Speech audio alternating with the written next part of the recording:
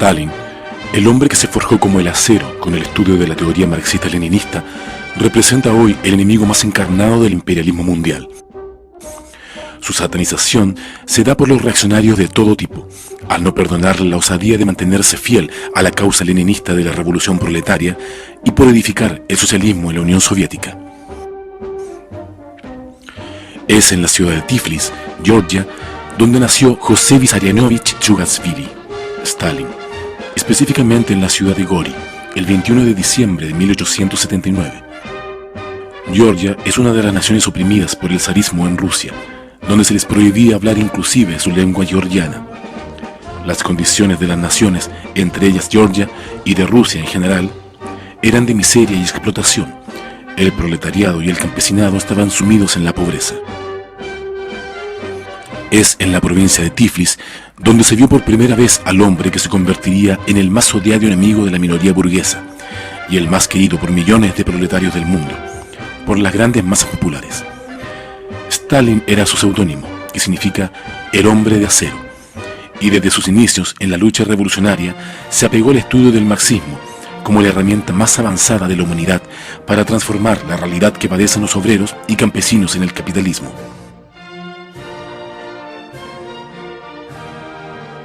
Stalin asumió el marxismo y se integró, una vez ingresado en el Partido Obrero Socialdemócrata Ruso, al grupo más firme y consecuente con la lucha de la clase obrera, los bolcheviques, liderados por el gran jefe de la Revolución Rusa, Vladimir Lenin. El camarada Stalin, en su labor en el seno del partido, desarrolló diversas tareas, entre las que podemos mencionar el atraco a un banco para financiar el partido, instalar imprentas clandestinas para reproducir periódicos y octavillas revolucionarias. Se colocó al frente de la organización y lucha en varios levantamientos obreros. Fue apresado y desterrado por la policía del zar. Huyó del lugar de confinamiento. Trabajó arduamente en la clandestinidad, lo cual fue dándole a Stalin una condición de cuadro probado, tanto en la teoría como en la práctica, y fue convirtiéndose con la confianza de su gran guía político, Lenin, en un jefe del partido. La condición de jefe del partido le permitió a Stalin estar al frente de las grandes luchas que cambiaron el curso del mundo para siempre, como lo fue la hazaña de llevar a la Alianza Obrero-Campesina al poder, conquistar el poder político e instaurar la dictadura del proletariado en Rusia y los países que eran oprimidos por este imperio, significando esto un cambio en la realidad histórica universal. A Stalin, después de la muerte de Lenin, le correspondió el papel de jefe y guía del partido, y esta condición le ganó ser el primer marxista-leninista que conoció la historia, además porque él es quien acuña esta denominación, argumentándola muy bien en su libro Cuestiones del Leninismo, específicamente en Fundamentos del Leninismo. A él le tocó dirigir el desarrollo y construcción del socialismo en la Unión Soviética, y junto a la dirección bolchevique se movilizó la voluntad de millones de hombres, de las amplias masas populares incentivadas por la construcción de una sociedad nueva, en pos de la industrialización socialista, por la cual la patria de los soviets pudo elevar de forma impresionante su nivel científico-técnico, en pleno tiempo que el capitalismo y el sistema imperialista mundial se veían brutalmente golpeados por la crisis de sobreproducción de 1929, gestada por la misma contradicción de este sistema de explotación, la cual repercutió por años. Es así como además, en los años 30, se empezó el proceso de colectivización del campo, donde la resistencia de los terratenientes, viejas lacras de la sociedad feudal del antiguo imperio ruso. Estos enemigos del pueblo y los trabajadores atacaron sin piedad a los campesinos pobres, pero la dirección bolchevique puso sus fuerzas en quienes debieran liberarse de las manos de la explotación, y así triunfante, los explotados llevaron la colectivización adelante, lo cual ayudó a la satisfacción de las necesidades alimenticias de la Unión Soviética y borrando el hambre de muchos lugares donde las sequías devastaban los campos por el bajo desarrollo técnico del agro y las condiciones miserables en las que los terratenientes o kulaks tenían a los campesinos pobres. Un impresionante desarrollo social se veía en la Unión Soviética. La cultura florecía en todas partes. Los planes quinquenales para la agricultura e industria hacían que las cifras de producción avanzaran a tan gigantesco ritmo que la Unión Soviética pronto salió del atraso en el cual estaba sumida, para transformarse en una potencia socialista próspera. Los obreros, llenos de moral, crearon movimientos como el Stajanovista, lo cual le dio un impresionante vuelo a la producción socialista y en los grados de conciencia colectiva de los proletarios soviéticos.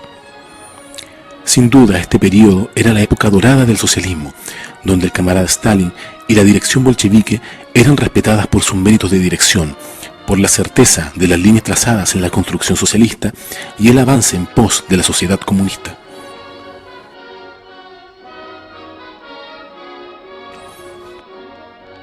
Pero no todo era de color de rosas.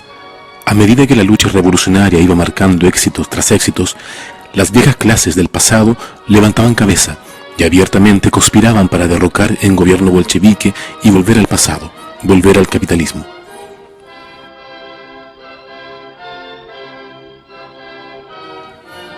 Cabe recordar que desde este periodo, la burguesía internacional no pudo perdonarle a Stalin y los bolcheviques estos méritos que llenaban de orgullo a los proletarios del mundo. Desde aquí, todo tipo de mentiras reaccionarias fueron diseñadas desde Joseph Goebbels y Hitler por el lado de los nazifascistas hasta la misma CIA y los revisionistas. Los comunistas, guiados por Stalin, se tuvieron que enfrentar a ataques de la contrarrevolución interna en la Unión Soviética, a los desleales al partido que se convirtieron en agentes encubiertos del imperialismo, entre ellos Zinoviev, Kamenev y Trotsky. Este último fue asilado por el régimen anticomunista de México y los secuaces de este renegado inclusive desarrollaron acciones contra el Estado Socialista Soviético, saboteando la producción, colocando bombas en fábricas, quemando los campos colectivizados, siendo financiados por el imperialismo nazi-fascista alemán, junto al general golpista Tukhachevsky. Todos ellos pusieron al descubierto en los juicios revolucionarios de Moscú, bajo la presencia de obreros y embajadores extranjeros, sus crímenes contra los pueblos de la Unión Soviética. Serían castigados y sus financistas imperialistas puestos al descubierto, desde los nazis hasta los capitalistas occidentales.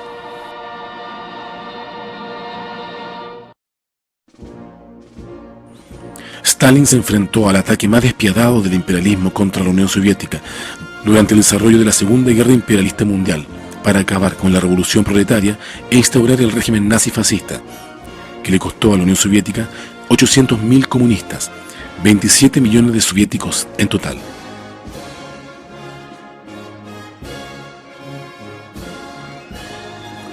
El 22 de junio a las 4 de la madrugada empezó la invasión nazi-fascista a la Unión Soviética.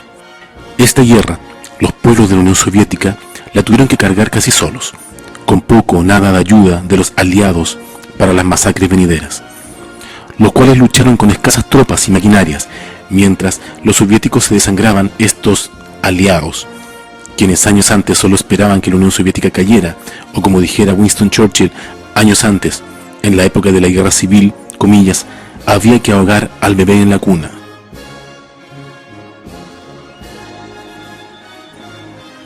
Ayudaron a la Unión Soviética solo como buenos especuladores que eran, pues veían el coraje y lucha de los soldados rojos, de la fortaleza con que su dirección encaminaba la victoria antifascista de los pueblos soviéticos. Los pueblos de la Unión Soviética recordarían esta guerra épica como la Gran Guerra Patria, por el gran costo que tuvieron que pasar en los 3 años, 10 meses y 18 días que duró este brutal conflicto para ellos.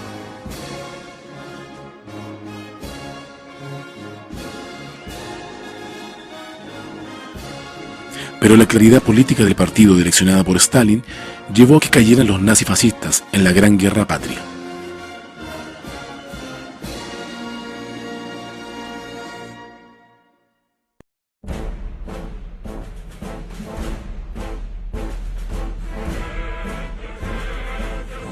Fue en la ciudad de Stalingrado donde finalmente culminó una de las batallas más grandes en defensa de las conquistas logradas por los proletarios soviéticos, donde el fascismo alemán fue aplastado por la patria soviética.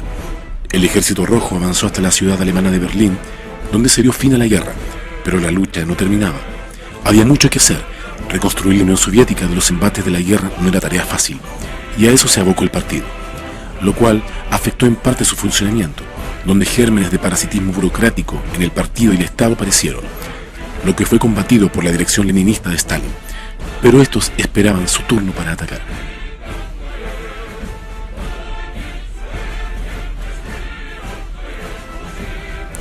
La Unión Soviética avanzó rápidamente en la construcción del socialismo y la solidificación de sus bases. La economía se recuperaba superando incluso las metas de lo planificado.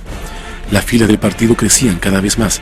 El movimiento comunista internacional también crecía, ya que la Unión Soviética era el país anhelado por los proletarios de todos los países, y el respaldo del Partido Comunista de la Unión Soviética a las revoluciones proletarias en otros países fue muy importante.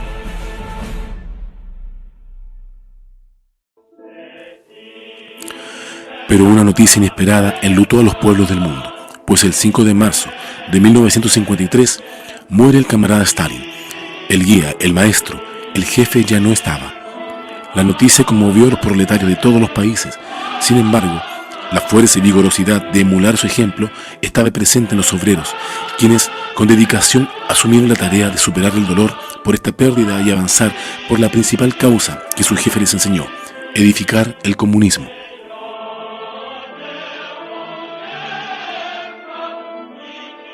Luego de la muerte de Stalin, el burocratismo y las viejas ideas burguesas levantaron cabeza, y sus elementos más viles asomaron.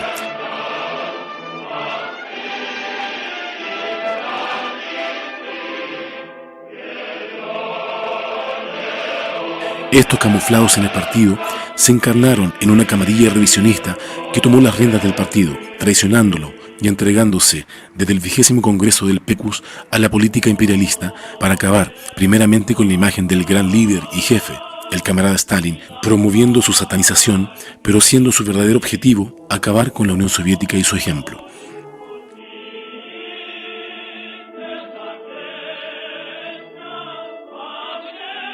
Promovieron campañas por la desestalinización. Le atacaron y pretendieron borrarlo de la historia, tergiversando su legado y sus obras, pero hoy la historia devela su fracaso imperialista.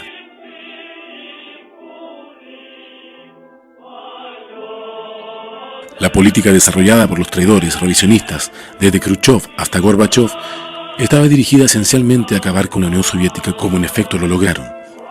El imperialismo desarrolló grandes campañas diciendo que el socialismo y el comunismo habían fracasado, que el fin de la historia y las ideologías había llegado, que el capitalismo se sobreponía por encima de cualquier sistema. Hoy vemos todo lo contrario. El socialismo y el comunismo se levantan.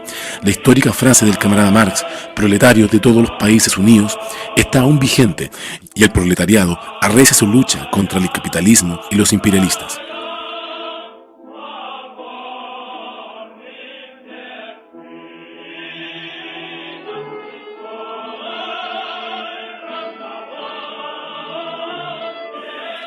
El camarada Stalin, al que creyeron muerto en todos los aspectos, vive en los pueblos.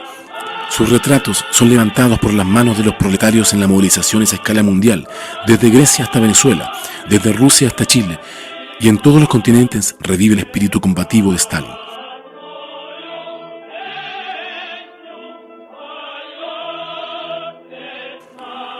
Lograr cumplir con su legado es nuestra gran tarea. Hoy el camarada José Stalin es la representación más digna de un comunista marxista-leninista, por ser el acero inquebrantable e indiscutiblemente el férreo luchador que entregó su vida a la causa de la revolución proletaria. Stalin es el digno cuadro revolucionario, ejemplo a emular, y su legado vive y será defendido por los partidos comunistas revolucionarios que, victoriosos, llevarán más temprano que tarde a la clase proletaria, al poder político y al socialismo. Aquí en Chile, su imagen y legado lo sostiene con orgullo comunista el Partido de la Revolución Chilena, el Partido Comunista Chileno, Acción Proletaria, PCAP, y junto a él avanza fielmente la senda del marxismo-leninismo, en el camino junto a los trabajadores por la revolución y el socialismo.